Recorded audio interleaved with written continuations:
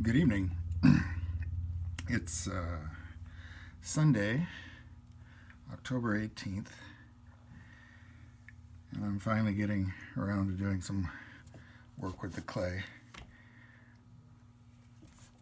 It's mostly been a yard work day. I wanted to talk a little more about wood firing.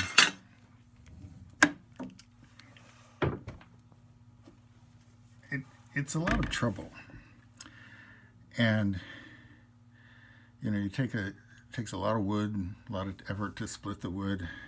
It takes a lot of people, but it has so much story potential in ways that electric kiln never will.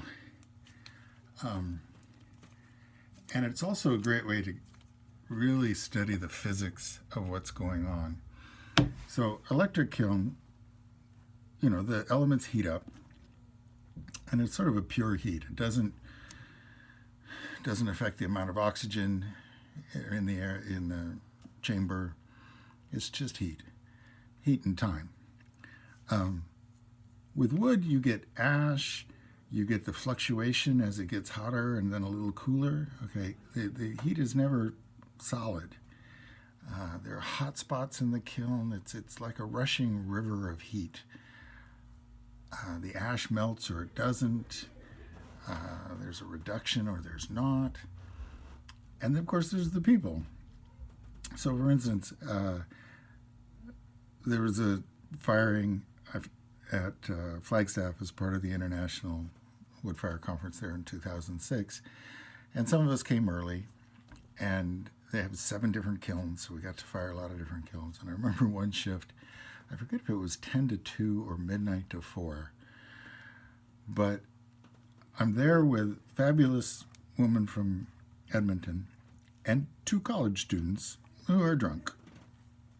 And, it's their kiln. They're the locals. They're at northern Arizona and Flagstaff. And so they're throwing in all this wood and shooting flames way up out of the chimney and so forth. Well, 2 hours into this 4-hour shift, the alcohol wears them out, and they know where their beds are, just right over there. So they ask very politely if it's okay if they go.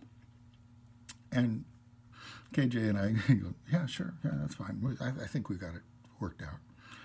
They go. We look at each other. Half the wood? Half the wood. Yes, we stoked with half the wood and kept the same rate of climb because all that heat that they'd been generating was above the chimney where there are no pots.